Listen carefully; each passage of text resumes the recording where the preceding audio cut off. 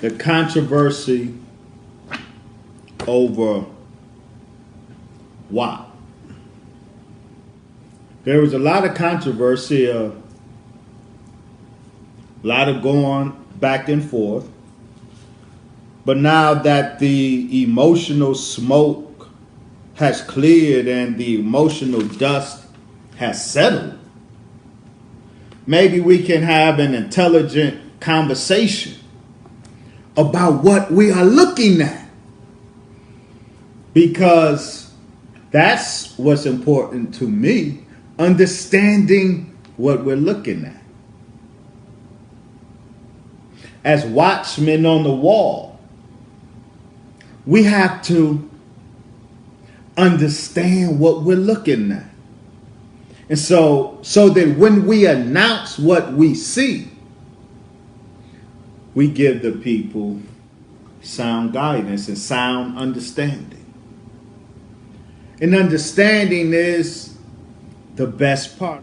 Coming through the ranks of the 5% nation and our supreme mathematics, it's knowledge, wisdom, understanding, and understanding is the best part.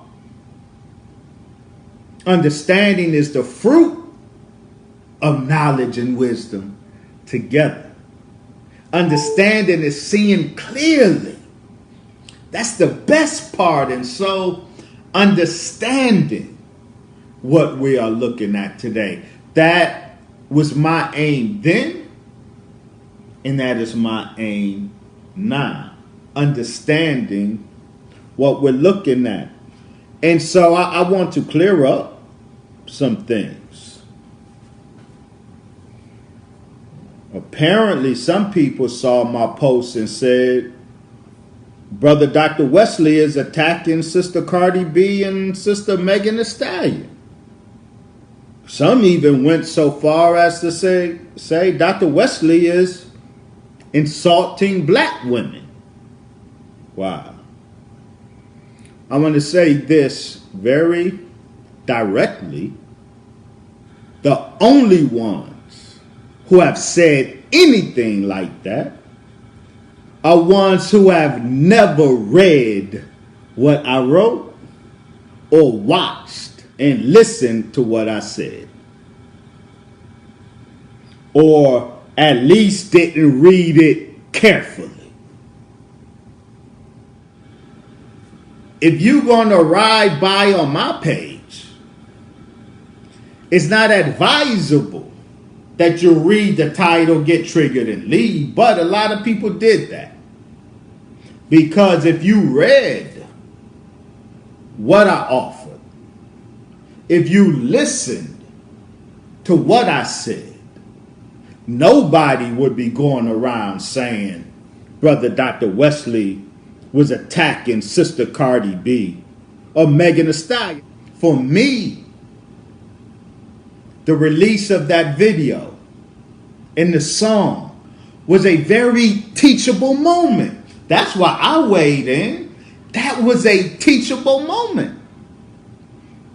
And so, Brother Wesley, what lessons? If you say that was a teachable moment, what lessons were you hoping we got from WAP?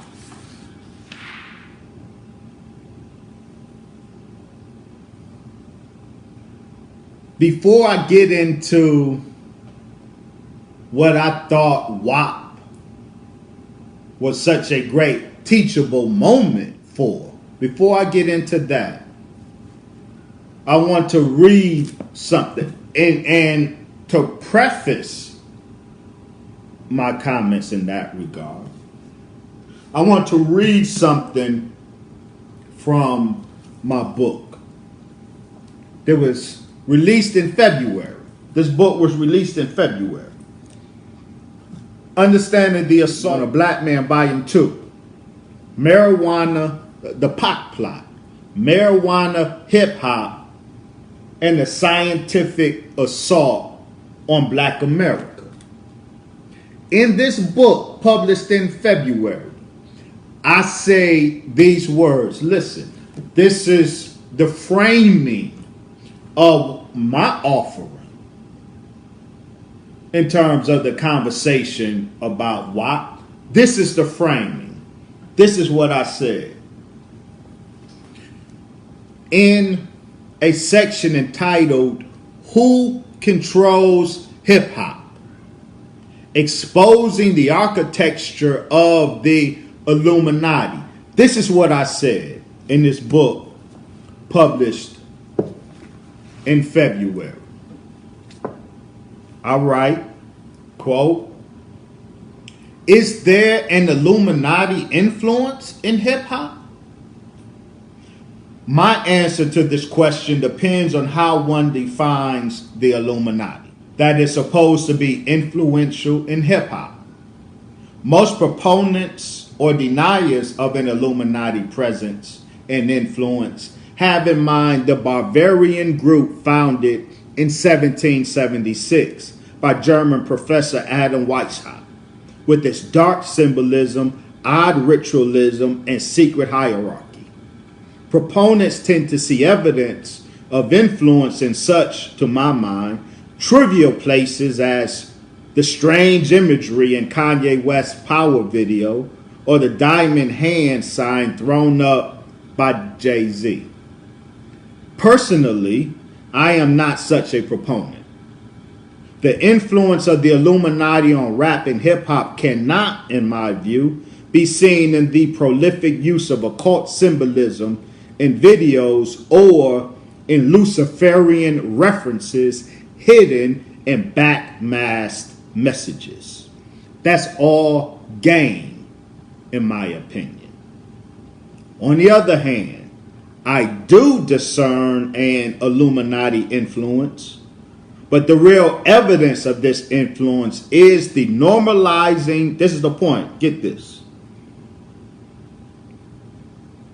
On the other hand, I do discern an Illuminati influence, but the real evidence of this influence is the normalizing in hip-hop and the resultant lionizing in black popular culture of the characters of the nigger killing nigger, the bag getting slut, and now the black queer. So identify three characters that evidence the influence of the Illuminati in hip hop. Three characters: the nigger killing nigger, the bag getting slut, and now the black queer. I go on to say this. The forces behind these developments are a new establishment Illuminati that operates differently than the old establishment Illuminati, while the latter, the old establishment Illuminati, with its Rothschild's money, orchestrated revolutions to achieve its aims. The former, the new establishment Illuminati, with Brofman and Geffen and Blavatnik money, that is Edgar Brofman and David Geffen and Lynn Blavatnik money, promote pop stars to achieve its aims. So the old establishment Illuminati with Rothschild money used that money to foment revolutions and wars to advance its agenda, but the new establishment Illuminati with Brofman money and Geffen money and Blavatnik money, instead of fomenting revolutions, it promotes pop stars. That's the context of my conversation about WAP. None of my conversation, hear me, none of my conversation concerned our dear sisters. All of my conversation concerned what I just read to you. In fact, family, get this. God is in the details and truth resides in nuance. When I first heard the song, WAP and saw the video. I didn't see Megan Thee Stallion and Cardi B. You hear what I said? When I first saw the video and heard the song, I didn't see Megan Thee Stallion and Cardi B. Instead of Megan Thee Stallion, I saw Leo Cohen. Instead of Cardi B, I saw Craig Cowman and Julie Greenwald, two proteges of Leo Cohen, an Israeli operative using hip-hop to advance a Jewish agenda. That's what I saw. So none of my conversation was about our sisters. All of my conversation is about the characters that were created and the people who created the characters. And so that is why was a teachable moment for me. I was neither offended, surprised, nor triggered by what I saw or heard in that video. Not at all. Because I understood what I was looking at. And the teachable moment for me was the opportunity to help us understand what it is we're looking at. And if we understand what it is we're looking at, we won't see Megan Thee Stallion, we'll see Leo Cohen. If we understand what we were looking at, we won't hear Cardi B, we will hear Craig Cowman and Julie Greenwald. That's what I said. That's what my conversation was about. Ain't no insulting black women in my conversation. Ain't no picking on those sisters in my conversation. If you say that, it's because you did a quick drive-by on my page, got triggered by an image you saw, and you went running your mouth. That's your fault. That ain't my fault. That's your fault. If you are impatient with the process of learning, my page will only frustrate you and mislead you. So you best just go elsewhere. This is what I said. Tell me where you find me insulting black women, insulting those sisters. These are my words. See? Again. Black words matter. If I said it, call me to account on what I said and what the words I use, what their context is, what they mean. So I said this. I posted 3 posts as a package. Now, ironically, what we come to find out is with my 3 offerings, most people who had something to say about what Brother Dr. Wesley said, they did not avail themselves really to either one of the 3 postings. You saw the picture and you got triggered. You read the title and you got triggered. Yeah. This is what I actually said. So the fake news, the false narrative about your brother, that we gonna clear up.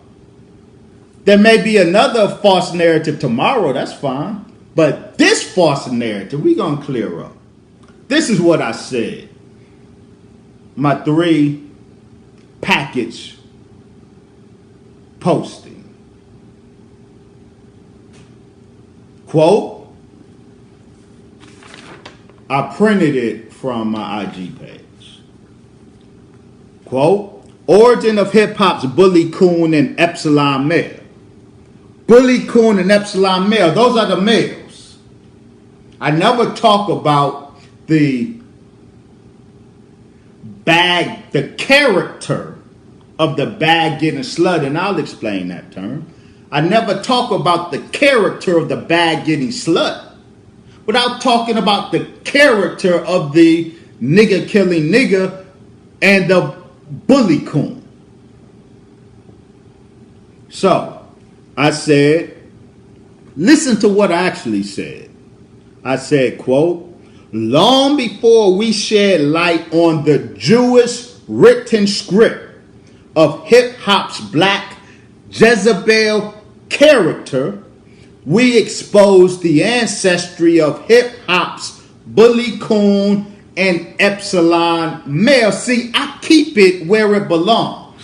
The Jewish writers of the script of the character. The character. The Jezebel character. Authored by these Jews. The bully coon character. Authored by these Jews. So that's the first offering. And then I say this in the second offering. This is what I say. So you didn't see in this, you didn't read in this offering your brother attacking black women or even talking about black women. This is what I say in the second posting. Quote, no, we are not picking on female hot girl rappers.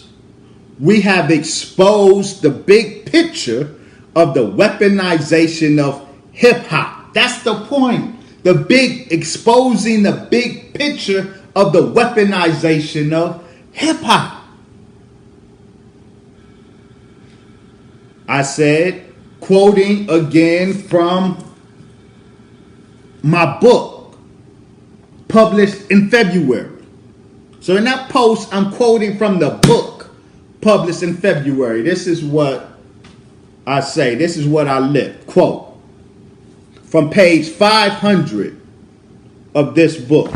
Quote, the Jewish project of the production of blackness that satisfied the appetites of racist white America gave birth to the bully coon and its descendant, the gangster rapper.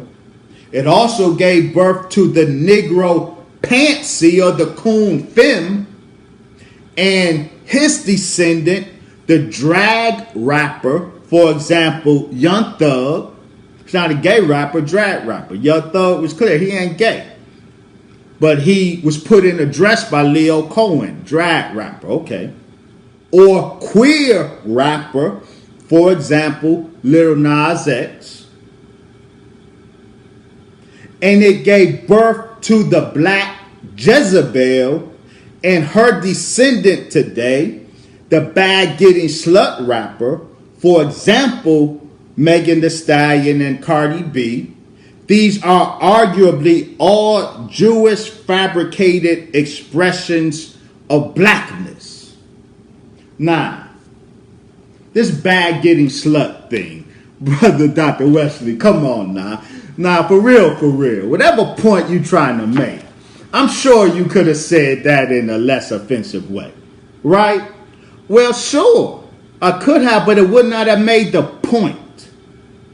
And so what you should do instead of being emotionally triggered by words is ask Brother Dr. Wesley, what you mean by that? And I'm happy to tell you what I mean by that and how I came up with the phrase bag-getting slut character.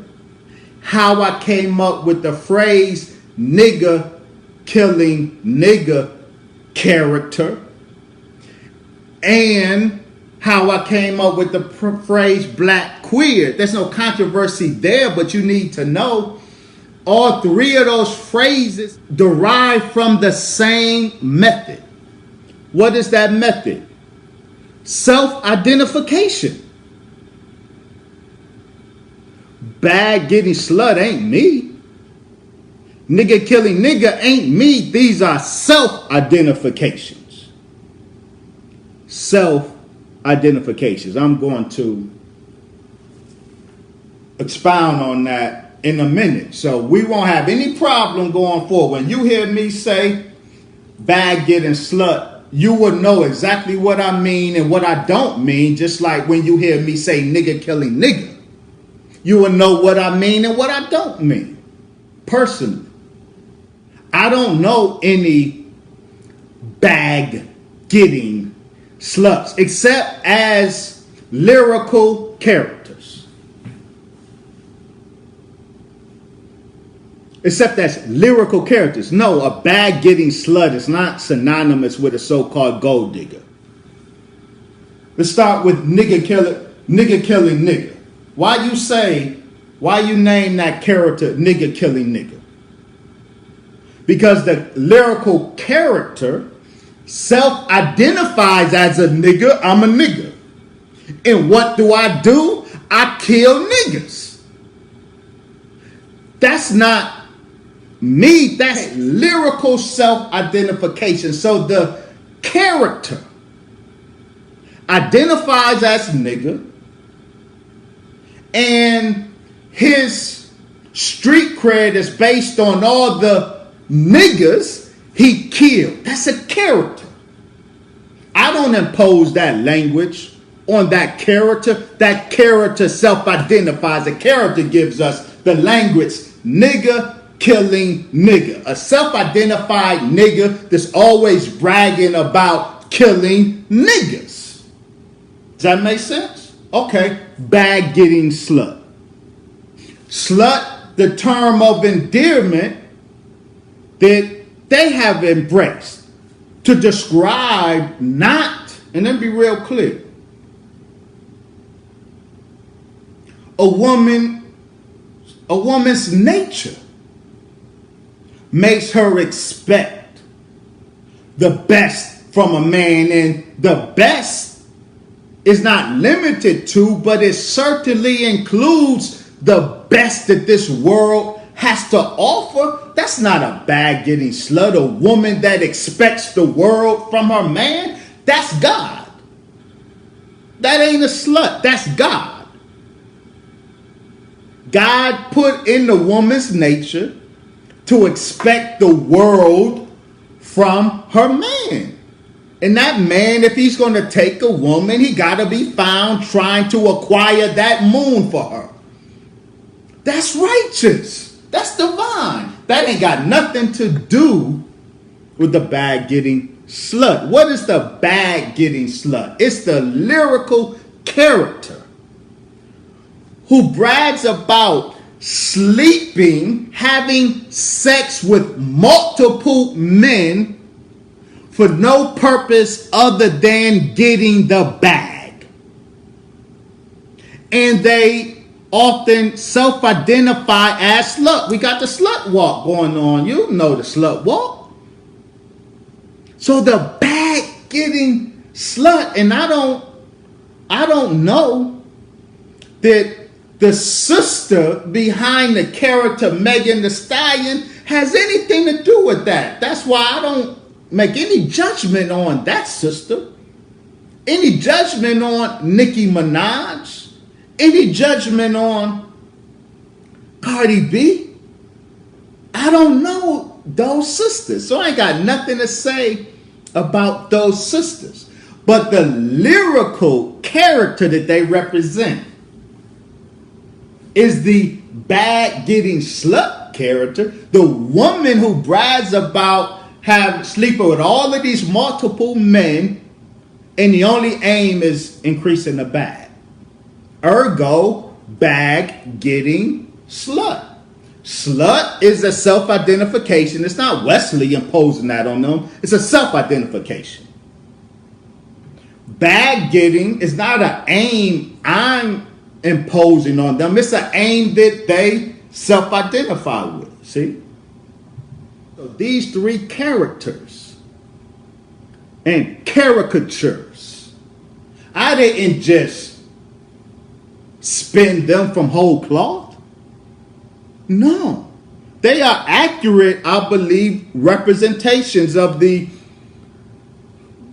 lyrical self-characterization.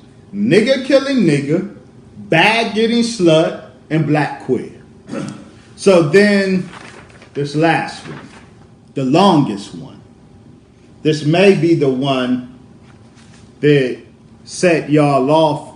Y'all were mad at the title and didn't take the time to read the content the title triggered you. You went off running and went off running at the mouth. But we're going to clear all of that up. So in this one, the third one, I titled it, quote, "There's some whores in this house. Understanding WAP and the weaponization of hip hop." So I think that's what upset many of you.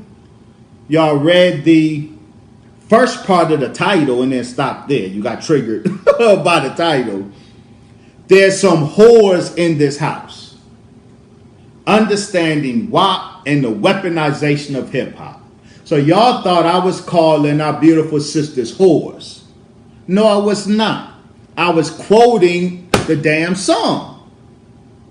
Now, there's some whores in this house. I know that the original was Frank Ski's, "There's some hoes in the house," but I know that, but I listened and re-listened. What I heard was, and I still hear it, "There's some whores in this house." So with Frank Ski's original, "There's some hoes in this house," is the source of it. The way they looped it or whatever, it was mixed in such a way where it comes out, "There's some whores in this house." That's the song. And in the video, it looks like they're in a whorehouse. It looks like that's the point of the video. They're in a whorehouse. And it looks like Kylie Jenner is the madam.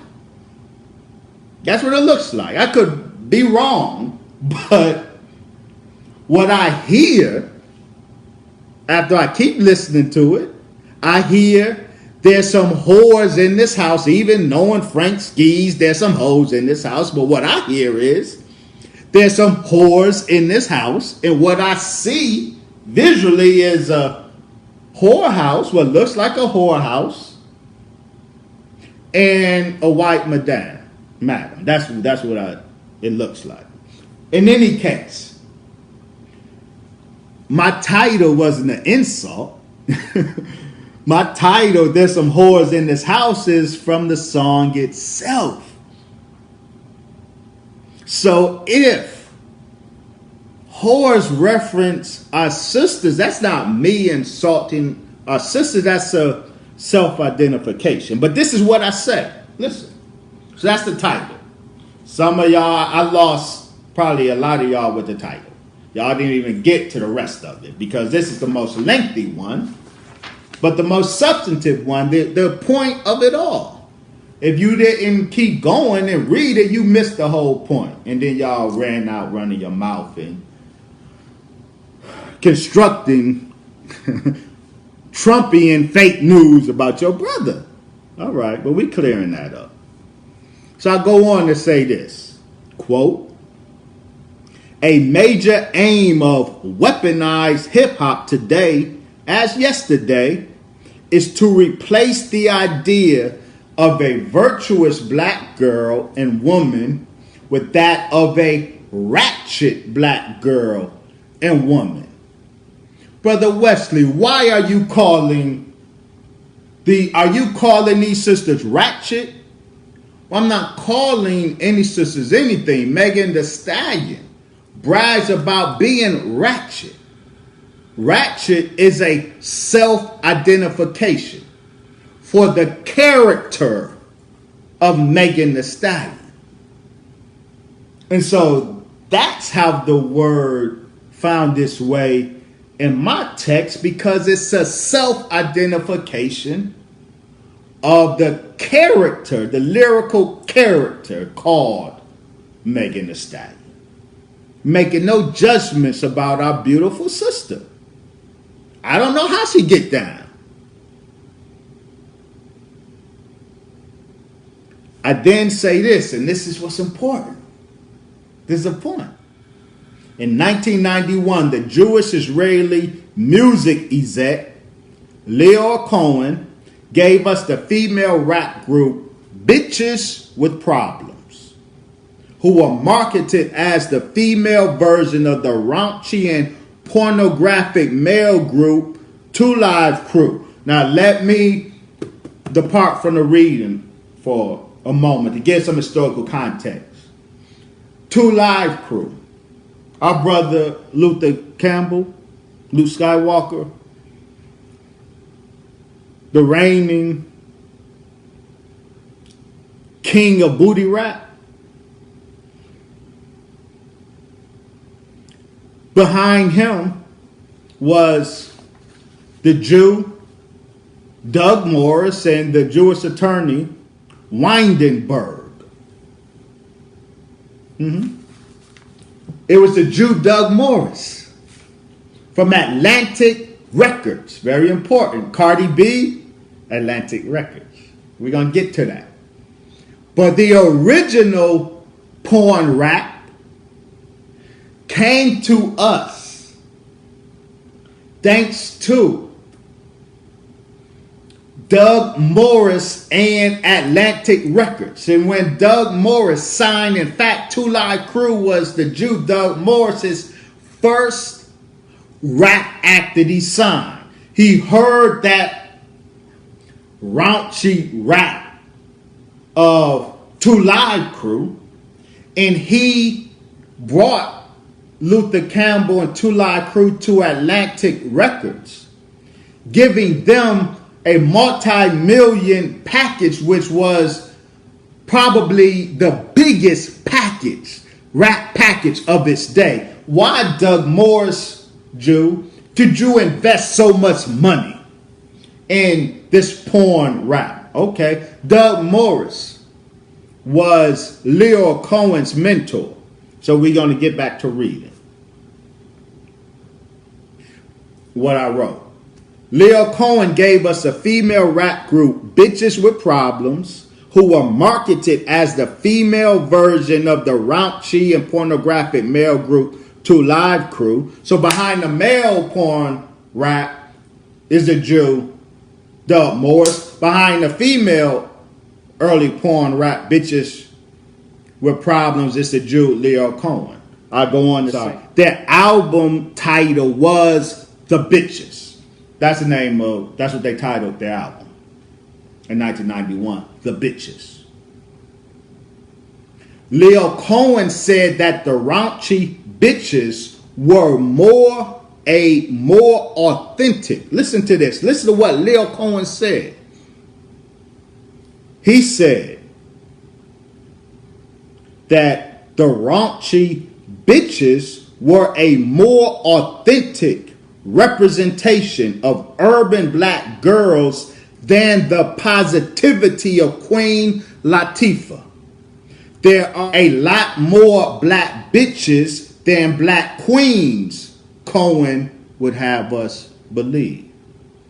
The racist Jewish president of Columbia Records, Don Imer, thought that The Bitches, the album, was funny, and he totally supported the project. But the Jewish racist president, Don Imer, disallowed Columbia's brand from being associated with the project.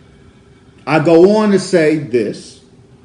Today, Megan Thee Stallion is a Leo Cohen artist. At the time that I wrote this, she was. She was the first lady of his label, 300. And City Girls is Coach K's artist. Coach K said Leo Cohen is his mentor. I say Cardi B is Craig Cowman and Julie Greenwald's artists. Two Jewish proteges of Leo Cohen. Ratchet rules today. The more things change, the more they stay the same, especially if the Jewish players and power remains the same. That's what I said. My focus isn't on our sisters. My focus is on the Jewish authors of the script that so many of our sisters are forced to act out. And listen to this. Listen. Craig Cowman, Julie Greenwald, They hid Atlantic Records today, as Doug Morris hid Atlantic Records when he signed 2 Live Crew as his first rap act. Look at what Billboard says, quote, Kalman and Greenwald's biggest cultural coup. Listen to these words, y'all who get mad at me. Listen to these words from Billboard magazine. Craig Kalman and Julie Greenwald's biggest cultural coup may have been the fostering of hip-hop's 2 biggest breakthroughs, Cardi B and Lil Uzi Vert. Craig Kalman prides himself on being an A&R type executive. He is hands-on in regards to the creative process of the artist. He takes credit for being the creative brains behind so much of what we get as Cardi B. That's Craig Kalman. That's his A&R work. And then, when you talk about porn rap and Lil' Kim from Atlantic Record, Craig Kalman was behind Lil' Kim's 1997 debut, which took the fusion of hip-hop and pornography to its heights at the time. Lil' Kim's 1996 debut, Hardcore, that was on Atlantic Records. That was Craig Kalman, but guess what? Lil' Kim of Hardcore, that wasn't Kimberly Jones. Kimberly Jones, our beautiful sister, said specifically that Lil' Kim is different from her.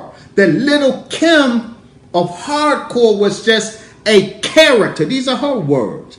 Just a character that she uses to sell records. And behind the character of Lil' Kim, as we get it visually, it's Craig Kalman, the same Jew who's behind Cardi B. Yeah, I know that Lil' Kim was Biggie's artist and Biggie encouraged her, that sex sells. But before Biggie had those conversations with Kimberly Jones, Rivera had his conversations with Craig Kalman. Rivera and Biggie, they started Junior Mafia. Rivera and Undias Entertainment, they were financed by Craig Kalman. He went and had the conversation with Craig Kalman. Craig Kalman green-lighted it, and then we get Kimberly Jones morphing into Lil' Kim in Hardcore. And the same Jew that's in the shadows of Lil' Kim, whom Kimberly Jones said wasn't her, was just a character, the same Jew is behind the character represented by Cardi B. That's my point. All of my criticism is on the Jews behind the character that our sisters and our brothers are playing, because our conversation is only about the weaponization of hip hop. So when you talk about the emergence of porn rap, listen, my point is the Jewish origins of porn rap. That is the headline that you should get. The Jewish origins of porn rap. Even if porn rap began with 2 Live Crew, and 2 Live Crew, if Luther Campbell organically developed those lyrics, that's fine. However, 2 Live Crew would have been a footnote in history if not for the Jew Doug Morris dumping all this money behind porn rap. And from there, the journey began. From 2 Live Crew to bitches with problems, hoes with attitude, hardcore, Little Kim, all the way up to WAP. There's some whores in this house, right? All the way up to WAP. And the story is not a story about our beautiful brothers and sisters. The story is a story about the Jewish origin upon rap. And so, exposing the Jewish origins of porn rap isn't just an academic exercise. That has practical purposes in real life for black girls. And sex trafficking. The reason this is important to me, it ain't just academic. And the reason, the context of WAP must be properly understood. The reason, the context of hardcore must be properly understood is because there is a dangerous agenda behind and being executed by the Jewish authors of these characters. The sex trafficking of black girls is intimately related to this aspect of the weaponization of hip hop. I'm going to prove that. So why did I take interest in this? Because I hate black women? No. Because I got a whole bunch of beautiful daughters. And I happen to know that this part of the weaponization of hip hop, the Jezebel character, has one of its aims is to justify the sexual abuse of black girls. The Jezebel character is deliberately used from slavery to today. And I'm going to prove that if you will hang out with me for a few more minutes. The Jezebel character was used to justify the sexual exploitation of black girls by white men. We're going to close talking about Jeffrey Epstein. We thought we were happy when we read Jeffrey Epstein gave the order he don't want any black girls. We thought, word up, racism finally pays off. Nah. Jeffrey Epstein was a Jew, connected with the same Jews that I'm talking about. I want to close explaining the significance of Jeffrey Epstein, the Jew, giving his women the order to recruit no black girls. He had a particular agenda that required white girls, but he supported the other agenda that contributes to the sexual exploitation of black girls. And yes, the bag getting slut character is part of that process. Yes, it is. So listen to Frederick Dannon. I'm quoting now from the book, which is available. I gotta plug it at drwesley.online/publications. But I say in this book, quote, when Frederick Dannon, in his best-selling book, Hitmen, Power Brokers and Fast Money Inside the Music Industry, he observed that, quote, an outsized number of record label bosses were Jews from Brooklyn. And that, as a result of this is what's important. As a result of this, quote, the record business was culturally Jewish because Jews dominate as record label heads in the music industry globally, that has resulted in the record business being culturally Jewish. What's the evidence of the cultural Jewishness of the record industry? Ain't nobody wearing yarmulkes. Ain't nobody wearing prayer shawls. No. The evidence of the cultural Jewishness of the record industry is this: organized sexual exploitation of young girls and young boys, and a culture of pornography and homosexuality.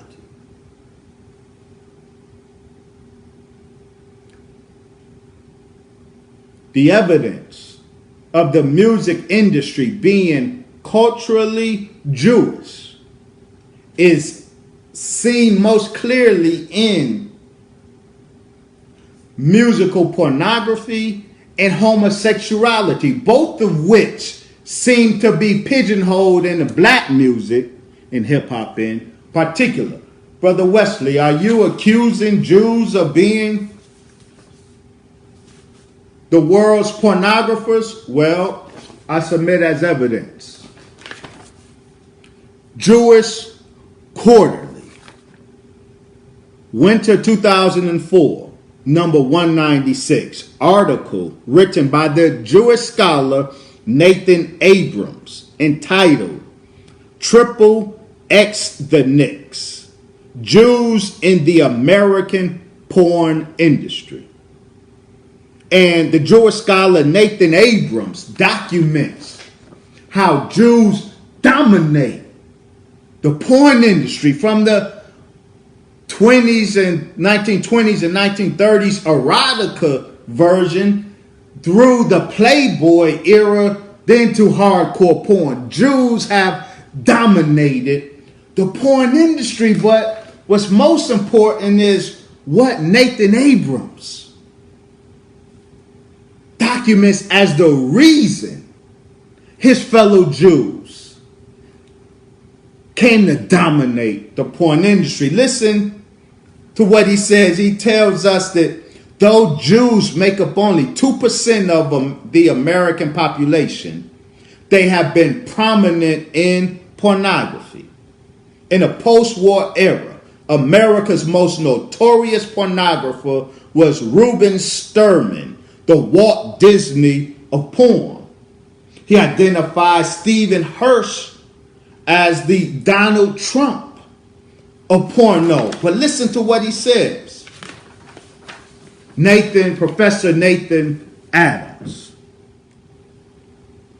Why in pornography, Jewish produced pornography, the male is a Jewish stud and the female is invariably a Gentile? Why? There is a subversive agenda behind that.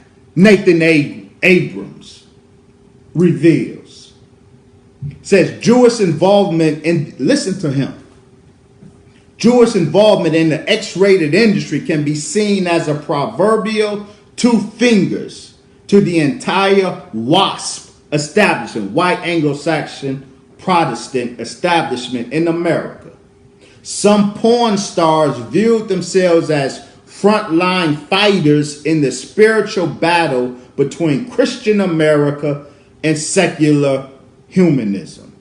Jewish involvement in porn, by this argument, is the result of an atavistic hatred of Christian authority. They are trying to weaken the dominant culture in America by moral subversion. If Jews took over the porn industry with the agenda of subverting Christian America, by weakening the dominant culture by moral subversion, if Jews in a porn industry uses porn to weaken Christian America, what do you think the agenda is for the Jews behind porn rap? What do you think it is? Okay. Listen, Al Goldstein, a prominent Jewish porn figure, says this, quote, "The only reason that Jews are in pornography is that we think that Christ sucks." Jews are in pornography because we think Christ sucks. And so their agenda of moral subversion is still operative with these Jews who are over hip hop. So, Jeffrey Epstein, I'll close on this. In the article we quoted, the Jezebel stereotype, a very important article identifying the history of the Jezebel character, the racist Jezebel character. But what the author points out is something very important. The quote, "The Jezebel stereotype was used during slavery as a rationalization for sexual relations between white men and black women, especially sexual unions involving slaves and slavers. Jezebel, it was claimed, desired sexual relations with white men. Therefore, white men did not have to rape black women. Slave women, it was said, were gratified by the criminal advances of white folks." See, presenting the black woman to the world as a Jezebel rationalizes and justifies the society's sexual abuse of black girls. This is why it's not a such thing as the rape of a black girl. White men in the South had a saying that you are not a real man unless you had sex with a nigger.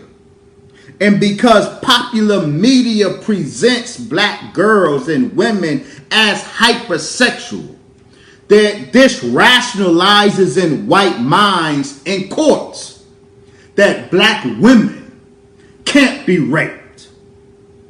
And so black women are raped daily. In fact, we rightly march and fight against police murder of black men, but did you know police rape of black women happen at much higher numbers than police murder of black men? But there's no national mobilization against police rape of black women, and police officers go to court and 9.9 times out of 10 get off because this society has been convinced that black women and black girls cannot be raped. Why can black girls not be raped? Because black girls want it.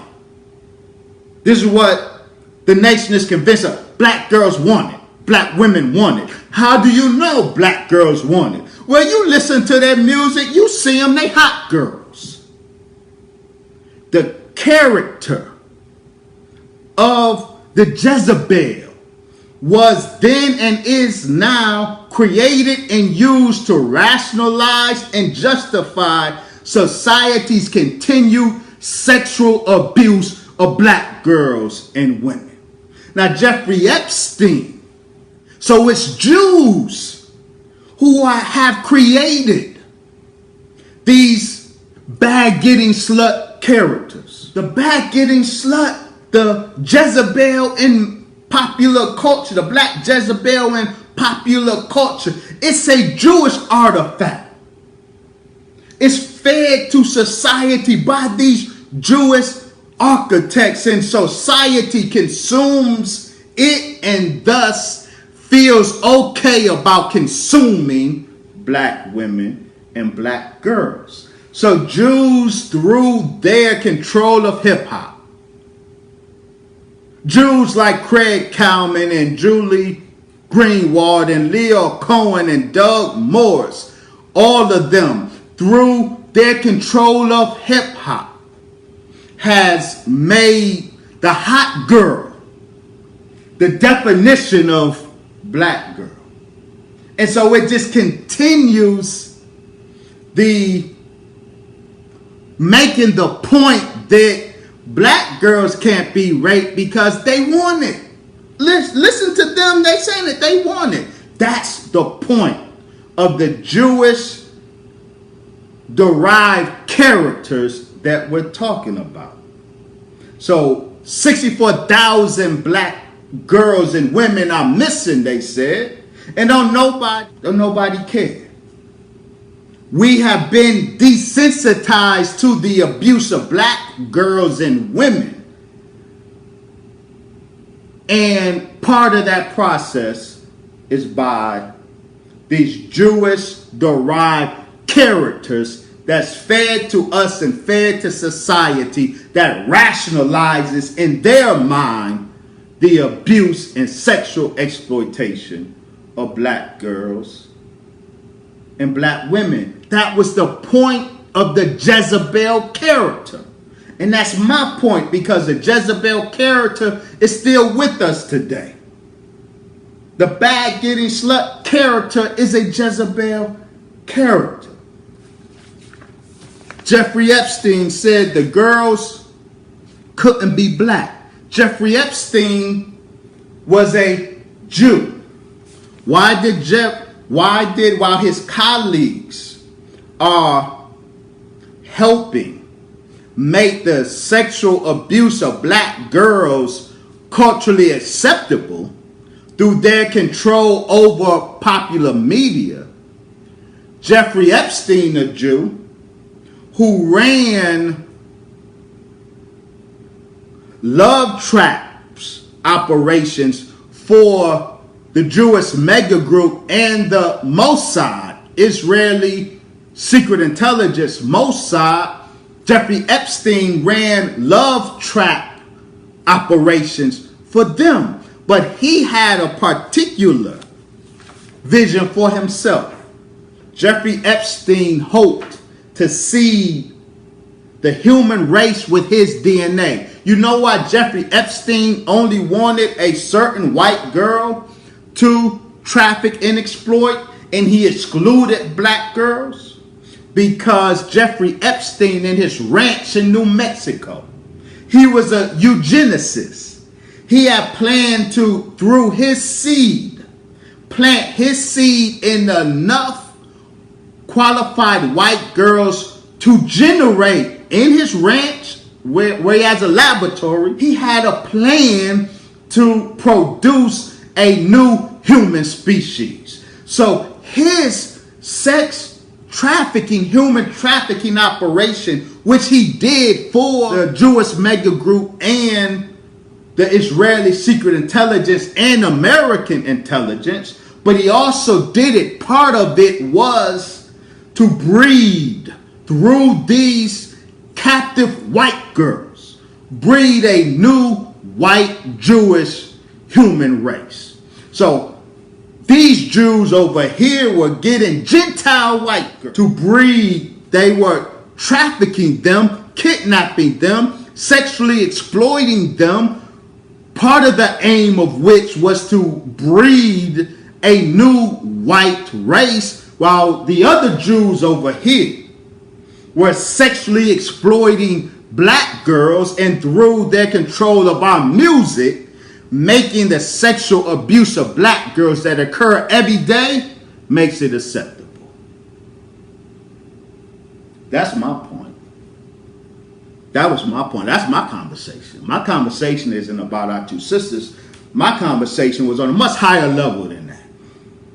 On a much higher level than that. The weaponization of hip-hop.